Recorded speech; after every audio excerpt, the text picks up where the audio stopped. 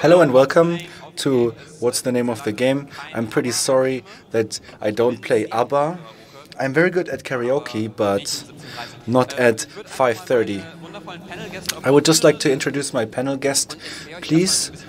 And now I'm going to explain what we're going to do today. We want to find out how live stream is and live streaming, the technology, how the games, the internet culture, change internet culture completely, and we want to talk about which responsibilities streamers have towards their audience, but also towards game developers and how they deal with this new, or rather new, big phenomenon, and this changed a lot.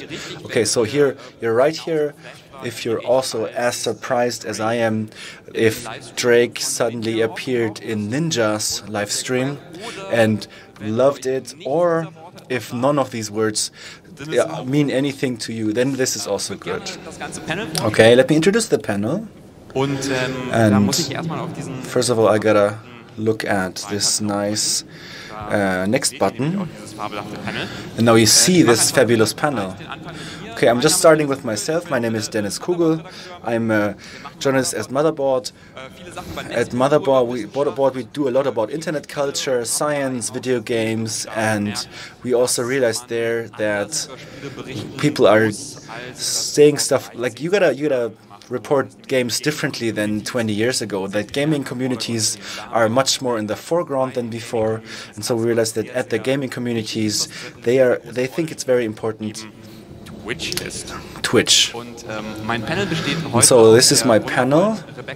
It's Rebecca Raschun, also known as Just Becky. She's a live streamer and moderator.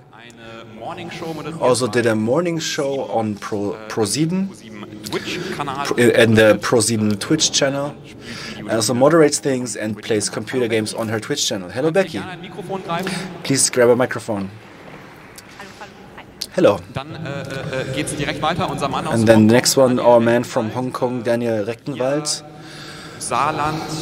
via the Saarland arrived here. Daniel is a researcher. He's one of the few researchers worldwide who look at Twitch on a scientific base. He's a linguist, is working on his doctoral thesis, which will soon hopefully be accepted. July. Fingers crossed. And it is about how streamers interact with their audience and how this changes the experience of the whole system. And last but not least, Riad Djemili. Hello, Riad. He's a game developer, he's a programmer, and has been in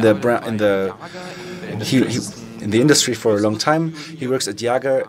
He's a bigger game developer. He worked on Spec Ops: The Line, in my opinion, maybe the most important shooter of the last 15 years. And after this, together with his buddy Johannes Christmann, he created his own indie studio, Machine Mensch and Curious Expeditions. It's a game about expeditions into jungles and deserts and so on, but also that deals critically with colonialism. So for ethical reasons, I have to say, like, I wrote a few texts for this game, so I really like it, just so you know. Okay, please sit down, and I will take this clicky thing out of the way. And a moderation card. And the water is falling down. It's just water. Okay. If you haven't dealt with Twitch before, here's some detail. Twitch.tv is the website. It has 15 million active users every day worldwide. Half of them, according to Twitch, is spending over 3 hours on the platform in streams. Only 30% of them, of the people who hang around in live streams of their favorite streamers, are informed about video games using traditional websites like Motherboard. And according to a study from the NDR, Twitch is on place number 5, the 5 most ranked website in Germany, according to visitor places. So that's more than Spiegel Online and all the public service ARD offerings, but way behind eBay Kleinanzeigen. That's the big star in Germany. 2014, Amazon bought Twitch, $970 million they paid for it, and so there's also a good indication in which direction the whole thing is going. And I would like to open the whole thing with a little video that we prepared. It is the big overview over the topic. I hope this is the correct button. Yo, Drake, did you just got your run? Yeah. You feel Drake? Woo, baby! Yeah! Yo, I mean, we literally, like, made history tonight. This is the face of Twitch, right? This is the face of Twitch. Someone get the goddamn mic up here. The nice guy with the black hair was Dr. Disrespect, one of the more known live streamers. He just called himself the face of Twitch. Since this year, he's been back on the platform after taking a little sabbatical.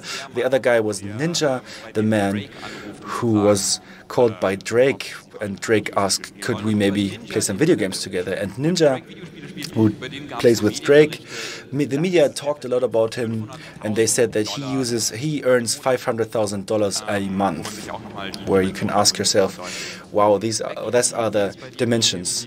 Becky, what about you? How far to the first million? What about the villa? First of all, I do live in a villa because I do stuff on the internet. So yeah, that's why we always have villas. And for me, it's not like that. I'm very far away from that. But these are numbers you can work with. If you can see how many subscribers he has. I actually don't know how many subscribers he has, but the payout is about $5 per subscription, and we get about half of that. And so you can actually estimate what someone earns. And Amazon, the company behind it, pushes that, of course, because it's integrated into Prime. So this is also something that tries to, that's how to push it, like how Twitch streamers earn money. And so people can use their Amazon Prime subscription, and if they have that, you can actually connect it with your Twitch account, and then you can subscribe to someone for free once a month, and it supports all the streamers. So, of course, you're not a millionaire because of Twitch, but is it in a way that you could say, if I do something with video games these days, then I grab a webcam and get and Google for a podcast microphone and then put it onto my table and then just play my favorite game and stream it, and then after a while, Helene Fischer is calling and says, hey, can we maybe play some games together and sing together? It's actually not that easy. The barriers to entry are very low. They're lower than on YouTube because you just need a webcam and a okay-ish microphone, and then you can basically start. You can even use your mobile phone to live stream using the Twitch app, so the barriers to entry are lower. But you're not getting big, as I don't see you getting big easily. You really have to distinguish yourself from people. I'm doing this. I've been doing this for 6 years, and I started at the very beginning when the platform was called Justin TV instead of Twitch, and I spent a lot of time and I worked hard, but it is a possibility to make money with video games. Daniel, you also looked at the live ideas of Twitch streamers. Okay, so if you look at these articles about the top earners, they're written in a way that it's very sensationalistic, of course, because the article, the magazine also wants to earn money with it. So and they can be like, oh yeah, but is he supposed to do that? But that's only a very tiny fraction of those live streamers who earn that much money. And live streaming, their income and the distribution of viewers is a very steep pyramid. And you could say like 1% of the live streamers have 90 or 95 of the viewers. And most of the majority, the huge majority of the viewers have below 5 viewers. So for the most people who live stream, is the highest thing is a hobby, and only a tiny few will ever make it to a 400 euro job per month. That is my. So I'm very critical towards the whole thing. It's a very precarious job model that is being created here, because Twitch has no responsibility towards you. So if you do something that Twitch says they don't like, then they can, in theory, this doesn't happen of course, but they can completely terminate your channel, and you don't have any rights, and you cannot stop this at any time. So we're missing the narratives that say it's not it's not all perfect. And 2015 I was at TwitchCon, and I have to say it's a conference for streamers, so like would-be streamers and would-be professional streamers went there, and in retrospect I have to say that these are people who tend towards low cost of opportunity, I'd say. They didn't have a lot to lose, because they had worse jobs before and not a lot of responsibility. Like stereotypically it would be a student or someone who has like multiple half jobs, and for such people the way of the streamer is relatively realistic, because they cannot really lose a lot, so they have not a lot of risk. But for people like single moms or the company boss, they wouldn't start a career as a streamer because the risk accompanied with them are very high. But why? Is this the answer to the question why so many people just like try to start this career as a streamer and hope to gain these big Twitch millions, that just like because they don't have a lot to lose? Is that the answer to the question, or is there more? I think that's also a question that goes towards you. My opinion would be that it is definitely easier for someone who has who can put in a lot of time into the video live streaming if he or she doesn't have a lot of strong alternatives where they could say, I have to go to work for the next weeks for a certain job. Or if that doesn't happen, or if you don't have lots of familial responsibility, then entrance is easier. But in a base level, it's attractive to play video games because that's fun. And I think that is kind of the push and pull factors. Another things like I am not a live streamer, so maybe Becky could say more on this. Okay, so what I'm saying to the people is who come into the stream and just started streaming, and I'm saying to them, people use Also es ist sehr undankbar. Use your passion. It's very people are not like coming easily. You might start with 2 or 3 watchers, viewers, and like I would be happy for 2 or 3 viewers. But many people see this tiny percentage of people who make a lot of money, and they want that. And I tell them, don't do that because of the money, because that won't happen. I also started. When I started studying after school, I went into the university and streamed in the afternoons, and it was just a hobby, and then it turned into a job over time. So I didn't have anything to lose. It was just next to my other things. It just like happened that way. But I also tell people that if they really want to do this, then they should do it with passion or from a place of passion, and they should keep in mind that it actually takes a lot of times, like multiple hours per day.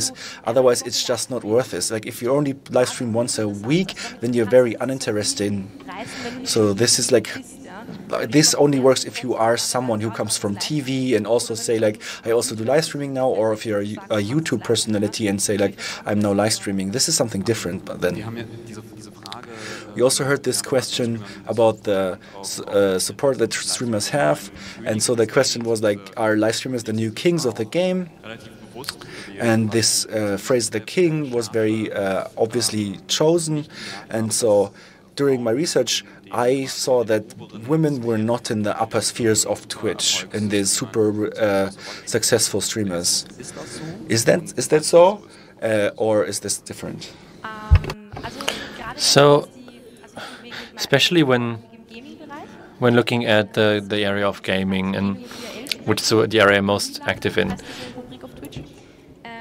There's also the real-life category in Twitch that I'm not so familiar with. We have maybe 5 girls: Lori, Lara Loft, Scissor, like the big names we have, and the rest is more like me in these lower ranks, in the lower categories.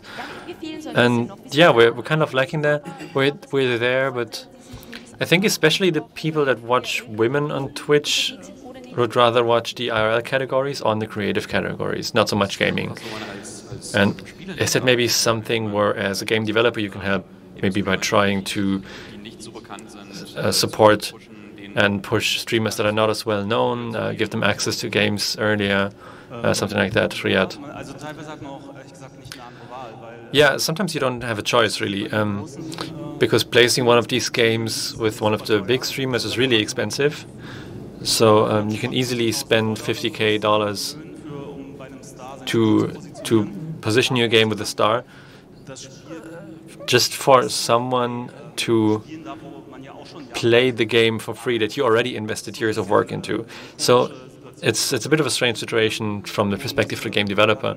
And yeah, you have to work your way up from smaller streamers, the smaller Let's Players that are playing the game, and then in the hierarchy just go up, where the more successful people see it, and then maybe try it too. So for small game developers, there isn't really a choice other than handing your game out for free and hoping that Let's Players, no matter how big or small, show an interest. You think Twitch could do something to support women more on the platform, to make women more famous, also in the gaming category? I think such debates are always going very hot, very political, very soon. And I think Twitch doesn't have a huge interest in an active, integrative way, because the risks of a backlash are bigger than the opportunities for gain here. Fundamentally, to increase the participation of women and girls on Twitch, the acceptance of gaming women and girls has to grow, and then the rest follows bottom up. I don't think that actors can control this sensibly top down. Yeah, I have to say, I'm doing only gaming, primarily gaming, and it's hard thinking back to the platform in the beginning. One just felt very much attacked as a woman, which is much better now because the trolls are not as active anymore. And if they're coming to the chat and they're trying to insult you, you're a girl, you're bad at this. So a lot of it is also how you kind of grow and shape your community. And Twitch can help in so far that they can help to make the platform more approachable and to keep it friendly for everyone, but especially for girls and women. And that's a good aspect here. You're touching on something you want to talk about. That's the responsibility of streamers.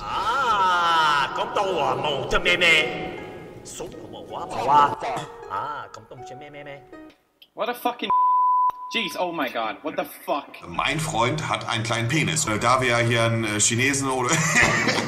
What a fucking asshole. Why would he do that? Legit, why would he do that? Yeah, that was PewDiePie who said the N-word, and there was a pretty big scandal and consequences for him. Then there was Dr. Disrespect, that was just flexing his muscles earlier, who had this phase where he kept making racist jokes about Asian people mostly.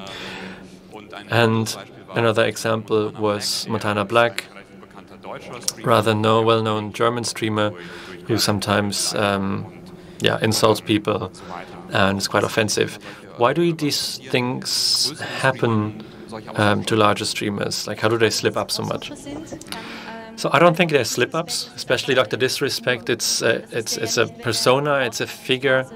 So he doesn't go out on the street and he's probably really nice, but Dr. Disrespect is this persona, this role he's playing on the internet, and these roles are somehow antisocial. They like yelling, they like insulting people, they like being offensive because they know that that's what people want to see. When you turn on your TV, it's the same thing. This is content that people like to consume. It's outrageous, it's offensive, and that's why they act like that. So yeah, I don't think it is slip-ups. I also curse on stream sometimes, and especially when things aren't working, or when I just die again. But for them, they're really they're roles that they assume and that the people like to watch. Yeah, I also think that, so you always have to see how far do you go in this. There are some things that are definitely not okay, but often the humor is coming out of the moment where you say something but you know you're not supposed to say. So at the core, it's not that you're not to say. So with the N word, it's of course it's really problematic. You're not supposed to say that, but there's contexts where insulting things are used to create solidarity and to define in-groups. So you have to differentiate between the literal interpretation and the function of this insult in this context. And I think that a lot of people see it as a very funny group dynamic without really supporting the value systems that underlie this. How okay is Twitch with this? I would say that is something one would have to ask Twitch, because one of the issues is that, generally speaking, companies don't say we banned this many people, we blocked this many people. That is something that Becky, when she's cursing a lot, that's something that she would see individually. But publicly, this is something that would rather lead to negative reporting. So when Twitch says we have a problem with people that are very insulting, that say very offensive things, that would be great. So they're not making a big deal out of it. So the people that have backdoor access that can see the chat logs, they could probably say something about that. But if you're looking in the front end, then you'll probably not see a lot of that. Is there, as a Twitch streamer, is there a responsibility that you have towards your audience? Should you be more aware, also for the younger audience, younger parts of the audience, that you try to use non-insulting or non-offensive language, like language that doesn't discriminate against groups, for example, minorities? So how does one deal with that? So I try to. I think that streamers have responsibility no matter how many viewers they have. That also goes for all YouTubers out there. If there's 5 viewers, then still there's 5 people that are following you, that are listening to what you're saying, and you don't know what these 5 people are. Maybe they're 5 12-year-olds still kind of finding their own, like defining themselves and finding themselves. And for me, I have one younger audience and a much older audience, so 30 plus and like 12 to 15-year-olds. And especially towards my younger audience, I say they need to form their own opinions. They can't just follow in the footsteps of their favorite streamers. Many say, "Oh, Becky, you're like my, you're this great example for me. You're my idol, and you're so great." And I'm like, "Yeah, but I don't want to be that. Please also look at others, form your own opinion." So I'm saying, yes, streamers have responsibilities, and sometimes people do slip up, and that's just normal. It's live, but you have to be aware that there's a message that you're carrying to the outside world, and how can the audience receive this message and work with the message? Twitch streamers often work alone, like even the ninja who's playing with Drake is sitting in his room at home, in the room of his palace probably, and plays Fortnite. And there's no editors or anything. Is that maybe something where Twitch streamers could think, okay, maybe we need a larger team that kind of briefs you before each stream, or would that destroy the dynamic? No, people could just not be assholes. Sorry. If I'm just a nice person in real life, then I might just be a nice person on the internet. Why do I always have to be a dick on the internet? Why do I have to be offensive and trollish? So for me, I'm on the platform, and I think all streamers should just look at what they're saying and how they're saying. And of course, that's kind of wishful thinking, but for like Dr. Disrespect, I'm not watching them. Like Montana Black, I couldn't watch them because this content is so... I find it too toxic for the platform. At the same time, that's exactly the streamers that won, as a game developer especially, that you kind of want to show your games. So how does one deal with that as a game developer? Because these are your games that are shown, but that are the basis for this performance that people are watching. How does it feel? Did you ever have any situation where someone that you worked with or that you sent a game to that they did something offensive? Not where someone played the game and then we thought we didn't like him anymore, but we had, for example, we sent a copy to PewDiePie, for example, and after the scandals he had, it would have been a bit bad if the feeling that he's making money with the goods that we make. So of course you give it away, and then the question is, many game developers distance themselves from him. So you're thinking like, should I do this, or am I giving him even more attention? It's very hard to judge here, and so I can't really look 100 videos of him and make a psychological interpretation like did he do, how did he mean it, is he really a racist on the inside? He said racist things, but it's hard as a game developer to really combine yourself with this, because you have the two brands and you connect them. So you're like between two places basically. Like on the one hand, you're not only pushing someone away who's a huge audience, but on the other hand, you make yourself an accomplice or like a target for attack. Like if you for some guy called PewDiePie, if he could say like, Felix, you ass, stop talking shit. Yeah, of course, and also because of the community, which is very strong, and his fans, they attack for the YouTuber, and so you have to deal with that as well. So there's always a risk for game developers to be associated with a certain Let's Player, but also to keep distance from a certain Let's Player. In Germany, there has been one solution idea for these dilemmata, which has been laws, especially like broadcasting licenses. Like some Becky's already rolling her eyes. Like, so some streamers got letters, and in these letters told them, please use a few thousand euros to get a broadcasting license to be treated as a TV broadcaster and have to follow some rules. What do you think of these solutions?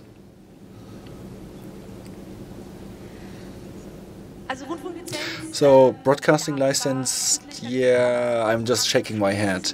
I can understand the idea, so say like, okay, you're reaching many people, so you're in a certain sense a broadcaster. I can understand the thought behind it, but everything that is the problem for these streamers, like, so the license costs between 1,000 and 10,000 euros, I think, and that is not a problem for a guy like Kronk or for bigger streamers. For the streamers who this applies to, but the other problem that is like the whole thing that comes afterwards. Like if you have a broadcasting license, you need a youth person. You need you can only play content for over 18-year-old people after 10 p.m. There's many rules and regulations, and it doesn't fit into our time. This law is not applicable to Twitch. It's just not possible. It's idiotic to even try. I also think that is like way too much. And generally, I kind of welcome it that there's a societal debate here. I think it's a problem that Twitch and new media has, that they're gaining popularity and they have a lot of influence, but politics and the society doesn't catch up. So like parents don't really get how much influence it has on kids who can just like watch this for ages. Like with music and movies, we had like killing games and whatever the discussion, and Twitch is in a position where it's pretty easy for them still, and so this shows us that like slowly people are gaining an idea what it is. Okay, so let's just say with don't be an asshole and not regulate anything. My last big point is the following: how does live streaming change game development? The first one, what did I? Streamers pushed me to make the game that I've always wanted to play. You just read it. It's about a game developer from New York who created a point-and-click adventure like Monkey Island in that style, and said, I'm optimizing this for Twitch. And below that, you have a talk by a Twitch employee who talked about the huge success of a funny pixel box management simulator, Punch Club, which also used Twitch as a marketing tool very offensively and very successfully. And then last you have PewDiePie with Curious Expedition with his funny dog. So they put in PewDiePie as a playable character. That was like before the whole scandals. How is it, like, as a developer, do you always have to think about Twitch, even though you're creating a text adventure, but it has to be, you have to think of Twitch and all the streamers, like if Ninja doesn't play your text adventure, then it's over? I think so, yes. Good. Personally, I would go as far to not make any text adventures because it doesn't work in streams. There's also like single-player things that work on a stream, but I think that these linear kinds of games and linear fiction is very hard for streams. So I wouldn't even try that as a game developer. Instead, we do things like procedural generated things that are always different each time you play them, like a sandbox, where that works way better on a stream because all the streamers have their own experience and their own interpretation and they can create that more easily. So that works better. And who is thinking of the reception? Like, how does a person watch the stream? Like, they come and go, they come and go. This is the big difference between Twitch live streaming and YouTube Let's Play. The YouTube Let's Play is very popular with games that have a story because I can sit into the train and can watch part 35 of The Witcher 3, and tonight I watched part 36. But if you make this, you do the same thing in the live stream, but I enter, so some guy's doing some quest, something happens, and so I turn off the stream and then put it on an hour later, and then he's doing something completely different. So the format of live streaming, it is especially fitting for games with very clear repetitive rounds or procedural games. Yeah, and this is the view of the streamers, that single player can work, but from a game developer's perspective, it doesn't work as good, in my opinion, because people have already consumed the game, they spoiled the story for themselves, and so if I'm talking to game developers, they say that it's not really, if you're not a superstar who has 1 million subscribers, then it's pulls, but otherwise it can be risky for a game developer to show the whole game experience and the end and spoil it. And as a game developer, you of course you think of the buying impulse. That's why you give them away to allow them to be streams, because you have a copyright on them. And this doesn't work for all types of games. Does this annoy you, that you have to make these games? Or, well, yes, because I'm thinking about this in my fantasy. You're sitting at your kitchen table, made a coffee as a game developer, open the fridge to get some mate, and then think, all right, now we made a game about funny expeditions. Now what do we do next? And someone says, let's make a game about a Viking dad who walks through everyone. And then you're like, no, that's a story. And then, oh, let's make a game about coming home after a long adventure. And you're like, no. And then so you filter this down and down until you're like, let's do something where 100 players just jump onto an island and kill each other. And then one of them is Drake. Yeah, I think that a lot of people are game developers are annoyed by this. I am personally not because the type of games that I was talking about, I find them more interesting than narrative, linear narratives. So this form of narrative, like art, is done by games, by movies, and so I'm more thinking about the type of things that only games can do, and these are the things that work well on a stream. So I don't have a personal problem with it. Becky, can you? Do you even give story games a chance? Well, obviously, definitely. Like for me, story games work very, very well because I am very empathetic towards the characters in the game, and also have I'm lucky to have a community that likes to watch me and not the game. They want to see, like, how do I experience this game? Which games do I have? Which thoughts do I have? Which with experience do I have? Like, and many people watch the game with different streamers. Like, for example, the new God of War, and they watch it at other people, and then they think, like, okay, how does Becky react here in this situation? Please don't spoil, because I just started. No spoilers.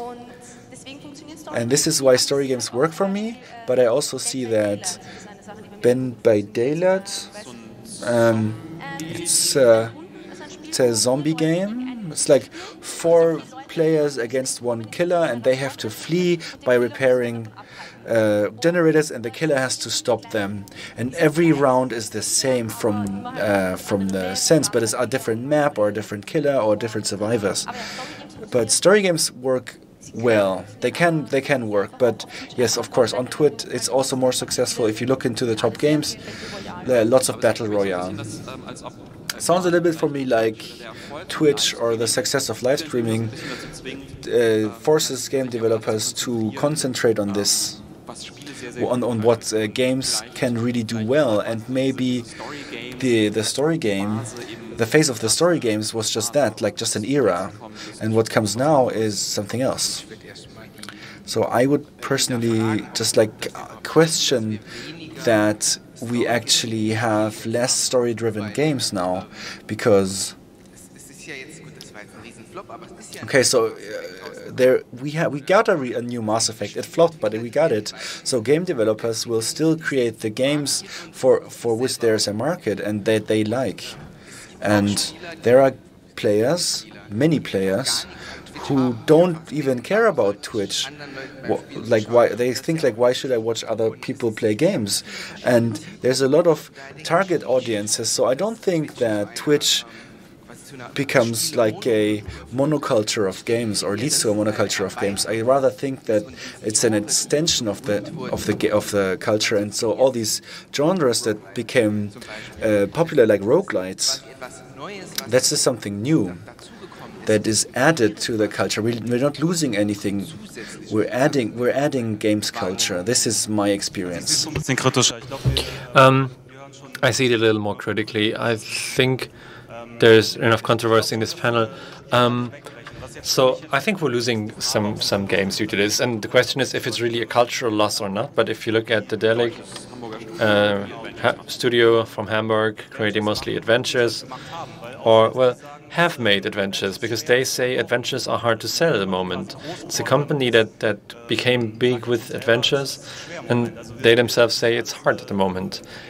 It's all games as a service, games that run for a long time, and this whole Twitch or Let's Play culture is too big to ignore it as a game developer, to say we're just going to do something else. So for us, when we're in the press, and whether that's on TV, in the news, or any like TV show that hardly makes any difference for our success. There's like one person signing up for the newsletter.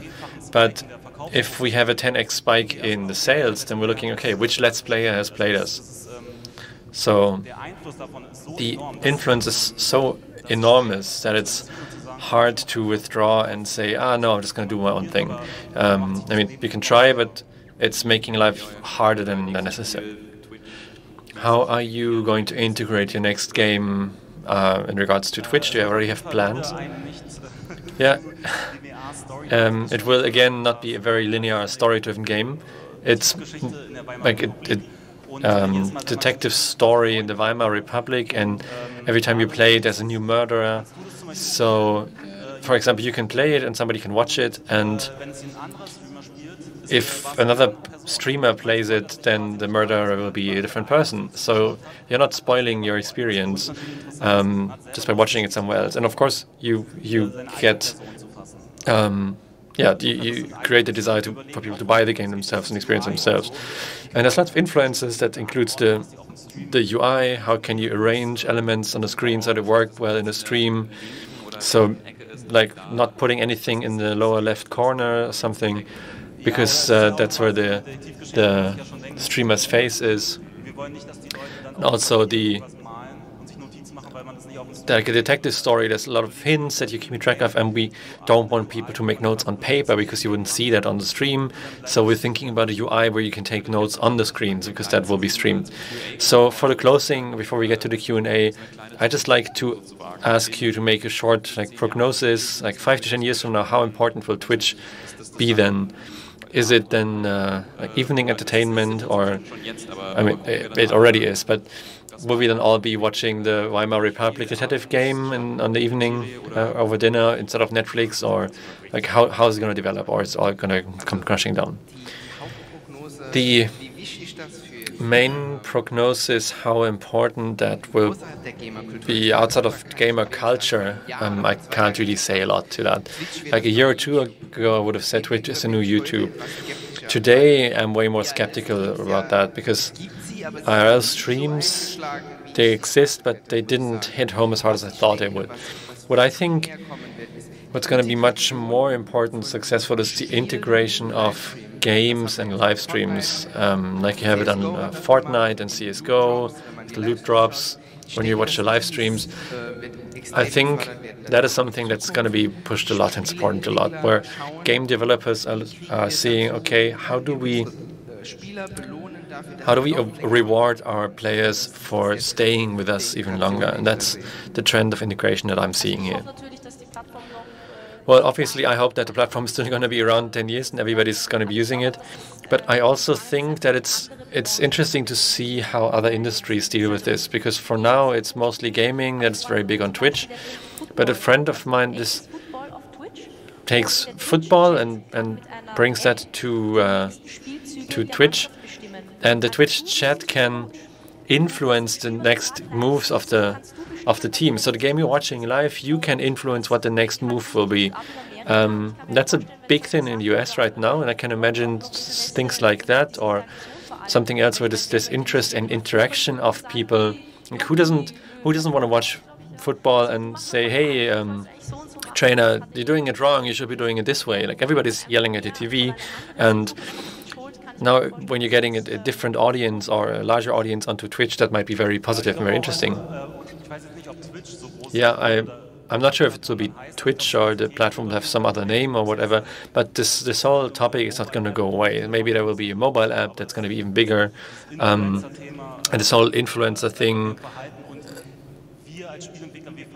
is definitely going to stay around. And we as game developers are only beginning to understand what works well and how to create these games. And I think in a few years from now, there will be very different games that even aiming even further at this market, and it's going to be much bigger. Thank you very much. And I would just open the floor for audience questions. So if you have questions, please just raise your hand. If any question about game development, streaming equipment, right, microphone, whatever. If you need a specific tripod or anything, I'm looking for myself. I have a question here. I don't know in how far you've seen this, but Facebook is trying to create a competitor to Twitch. So especially in the gaming area, there's a whole new interface specifically targeted at streamers, allows them a much higher visibility, and pushes gaming live streaming on Facebook. Have you noticed? Have you seen this? And do you think that's a serious competitor, or do you think that's just going to go away within the next few months or years?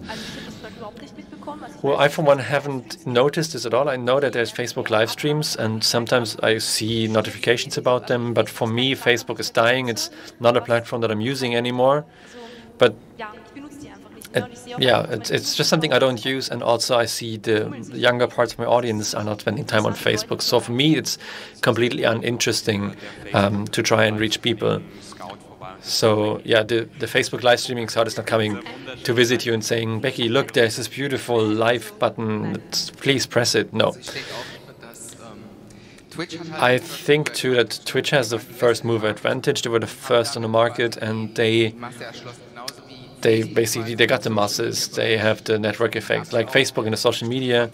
I mean, if any one of you remembers StudiVZ.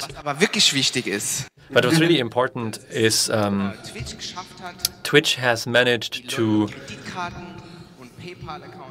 get people's credit cards and PayPal accounts and connect them with their Twitch accounts. So it's very easy to subscribe to Twitch and spend money there. And I think it's really, I'm really skeptical whether people would be ready to give their financial data to Facebook and use that as a payment platform. I'm rather critical that that's going to be successful. Riad, what about you? Yeah, no, I haven't seen it myself. Facebook's pretty good at copying, but I'm rather skeptical that that's going to be a success.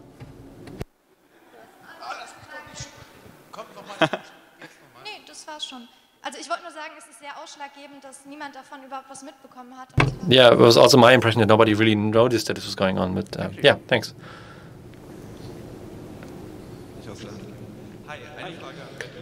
Hi, question for Becky.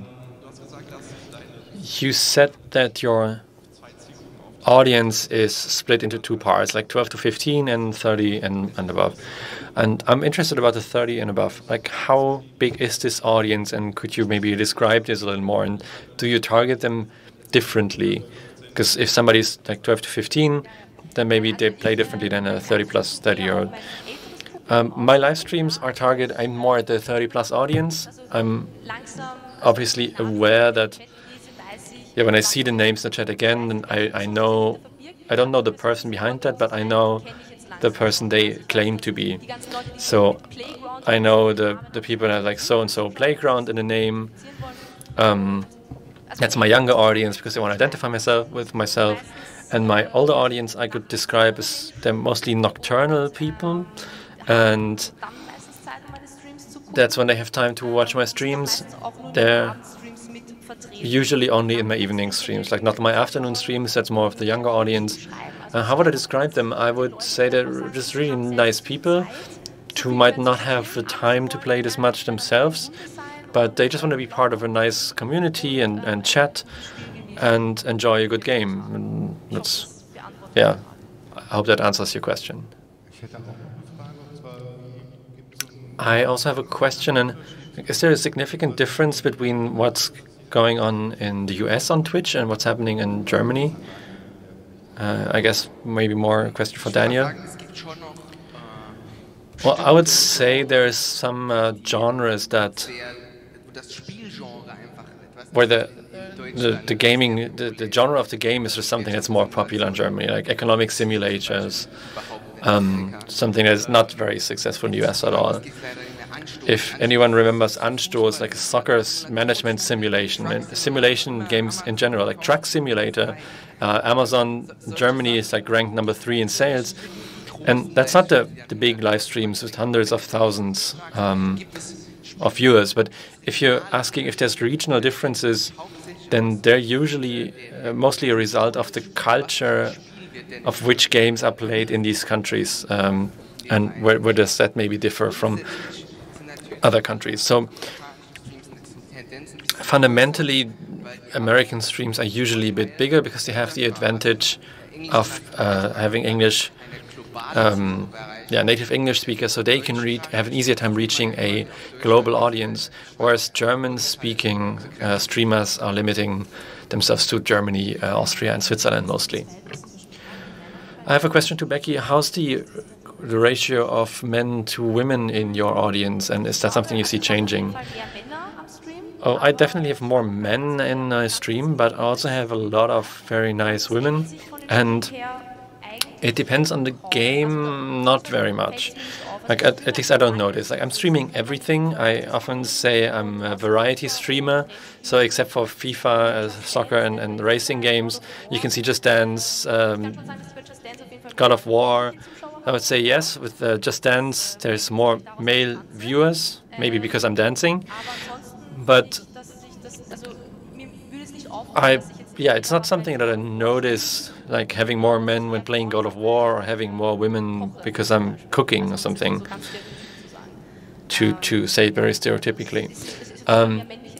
So yeah, the majority of male viewers, but I think it's just because more males consume live streams.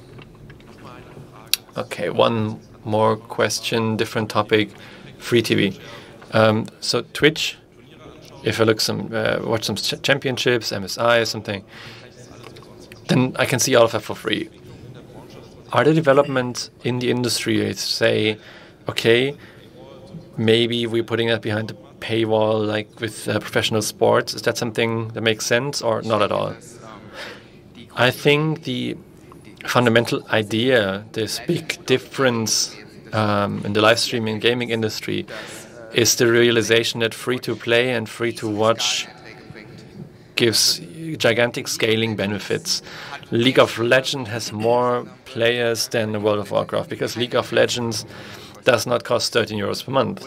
And the additional benefit or the additional value that League of Legends or Fortnite, currently the top grossing game that has taken over PUBG completely also, there is no barriers to entry. It's very important because then the market, you can conquer the market entirely, and then you still have people that are willing, because they identify very much with the product, that are willing to pay. And just through the mass of players and viewers, the revenues are very high. And for Twitch, it's even easier, where through the subscribers, you already have people that are paying, and they get advertisements. So they've managed to get around my ad blocker. So I'm now seeing ads on Twitch. And that's also something that scales. So if a stream is watched by 100,000, like Ninja, that's much better than a stream with 10,000 viewers. So I can't imagine that it's going to go back to the pay-per-view corner. One more question? Yeah, just to add to that, I think the market has certain cycles here, and there was a cycle maybe 10 years ago where free-to-play was a big thing. Everybody said everything will be free-to-play, but it exploded, and there was this phase where it kind of died down a little again, and they had more of a premium model instead of freemium. And then now through Fortnite, I think there's a resurgence of free-to-play games, and I wouldn't know where it goes in the future. And Netflix is also not free to watch now. So I think the premium model can still work. I don't see any open questions anymore, so thank you very much, Becky, Daniel, and Riad, and thank you for listening and watching at this late time. And I hope you have you get nice drinks in the outside and have fun. Thank you.